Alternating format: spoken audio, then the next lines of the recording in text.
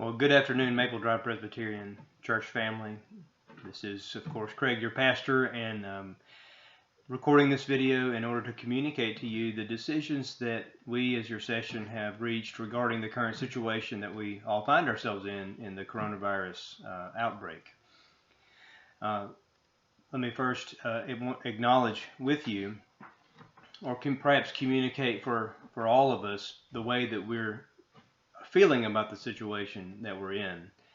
In the first place, there is none of us here who want to cancel gathering for worship. That was a decision that was reached last week that was very difficult for your session to reach. And we understand and know that many of us, if not perhaps all of us, were very disappointed with that decision. And we're discouraged to not be able to gather with our brothers and sisters to worship on the Lord's Day. Secondly, I think it's safe to say that most of us are wondering if what we're hearing about this virus, if the reports we're hearing are as dire as they sound. It's hard to understand and to believe, and we don't know what to think. And thirdly, many of us are, you could say, skeptical about believing everything that we hear from the government authorities. And we understand and know that there are times in which the government tends to have a propensity to use times like this to take away freedoms and liberties, and then maybe not give all of them back. And there's concerns that we face in that front as well. But that being said, we are facing a potential health crisis, which may again be, we don't even understand how bad it is at this point, but we're being told by the authorities that it is a health crisis that we're in. In light of the COVID-19 or the coronavirus pandemic, your session has determined to cancel all activities that are normally held at Maple Drive Presbyterian Church, and that will last for the next 3 weeks. In other words, we will not gather for any corporate activities at Maple Drive Presbyterian for the next 3 weeks, including Sunday morning worship. We want you to know that this was not a decision that we reached lightly, nor again that any of us are happy about. And it was a difficult decision that we have been stewing about for days. But in light of the warnings and the recommendations that have been given to us and to the general public by the national health experts at the Center for Disease Control, the Mississippi State Department of Health, Governor Tate Reeves, and President Donald Trump, we felt that the only decision that we could make in good conscience was to suspend all gathered activities here at the church for the next 3 weeks.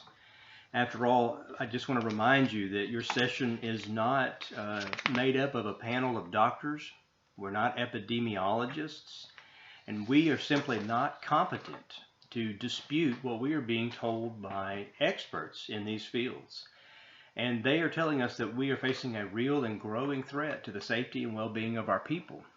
Now, to put it another way, if I was to be involved in a serious car accident and be injured and need extensive surgery, I do not want a preacher of the gospel to perform my surgery.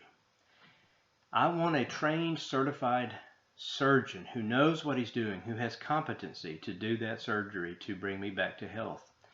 And in a similar way, we on the session are not competent to override or overrule what we're being told is the situation by those who do have the competency and who do have the training, and who in many cases, I'm sure, have spent years of their lives devoted to studying these very things.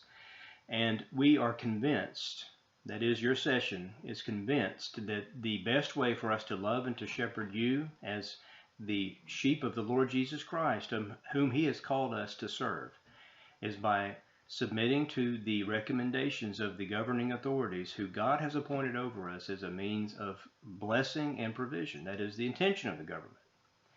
And so we are counseling all of you to submit to their recommendations at this time. Just a word about the situation that we're in. The COVID-19 or coronavirus outbreak is changing rapidly. And it was my understanding that yesterday there was only 34 confirmed cases in Mississippi. The last count that I hear at the time of this video is that there are 52, including one that is in Oxford and another in Tippah County. And so these regions are all around Pontotoc County, where, of course, we live. And epidemiologists are telling us that the number will continue to multiply and to grow daily. Officials at UMMC in Jackson held a press conference yesterday that I was able to listen to a good portion of, and in which these health experts at that institution were stating that they anticipate a tidal wave of patients to flood into their hospitals, and they are doing everything they can to prepare for what they perceive to be a mass influx of people who become very sick with COVID-19. And in their estimation, it is not a matter of if the virus reaches our communities, but only a matter of when and how quickly. And the measures that we are as American people, as we're being asked to implement, these social distancing, these protective, perhaps seemingly over-the-top measures to many of us, these measures are actually not even intended to stop the spread of a virus, but the experts say it is only intended to slow it down long enough to allow the healthcare system to have a fighting chance of serving those who need them the most. And I am not saying these things because I want to stir up fear in you, but to explain some of the information that your session has been dealing with in our attempt to shepherd our people through what is a very challenging situation.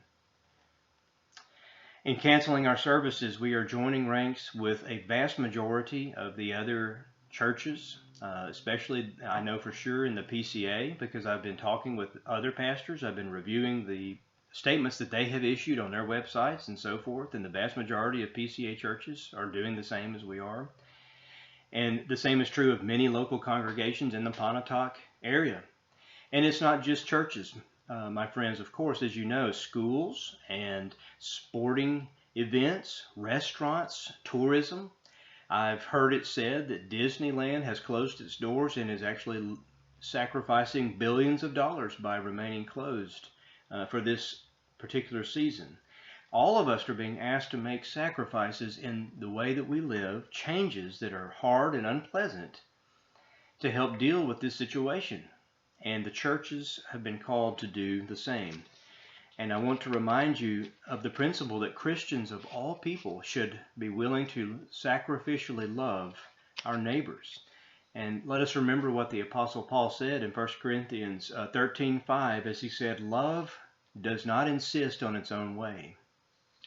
So friends, let us not insist on our own way, but submit to the counsel of our leaders and do our part in helping to love and to protect our neighbors here in Pontotoc. I also want to make you aware that these events, these closures of corporate gatherings are not stopping the ministry of the Word here at Maple Drive, but it is changing the way that we're going about it in the short term. Our plan currently is to offer a live stream of the worship service on Sunday morning. Now, you may know that I am not technologically savvy at all, and Jennifer's going to have to help me a great deal to figure this out. But a live stream is a video transmission that we can put online. This means that you're seeing right now of the worship service.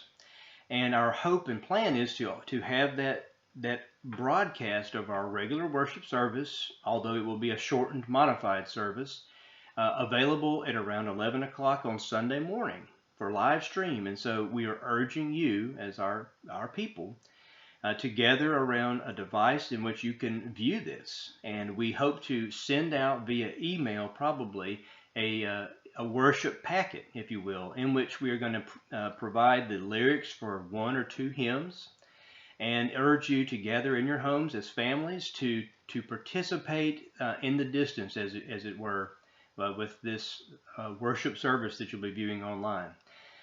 This live stream potential enhances the aspect of community and togetherness, and although we're not in the same physical room, yet there is something special about knowing that your brothers and sisters are attempting to gather together to view the same worship service at the same time. However, If you're unable to view it during the time slot in which it's originally broadcast, it will be available for viewing later on at any point during the day, is my understanding. And we will also be uploading the audio file of the sermon as is usual on our website. So you'll have these options available to you where the ministry of the Word will continue to go forth every Lord's Day as the Lord wills, and we'll continue studying the Word of God together just from the distance. And one potential added benefit of this process is that it can encourage families to learn to gather together in your homes and worship God there. And there is a very rich blessing that comes from gathering for family worship. So that is one potential added benefit that comes from this situation.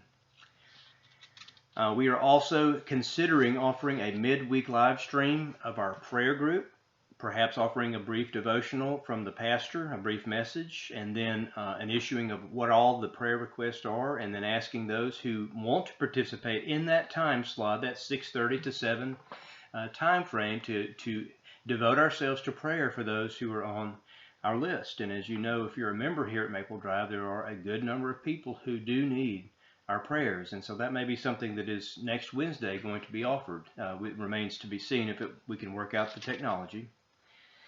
And it's also possible that we could implement a video conferencing type of program in which not only can we see a broadcast on Wednesday night, but even have the potential to talk back and forth through a means of a digital platform. But again, these are just ideas. This is a moving target. We're not sure how it's all going to work. We're just doing our best to make it in a difficult situation. Also, the session has asked me to remind you that all of those who are able to do so, please continue in giving of your regular gifts and tithes and offerings.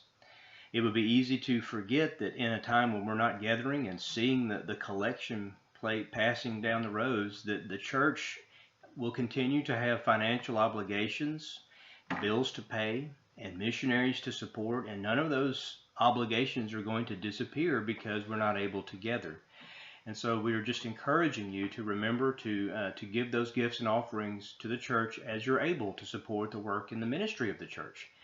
And if you're comfortable in donating in that way through personal checks, Bruce McCoy, our treasurer, will receive those at his personal address.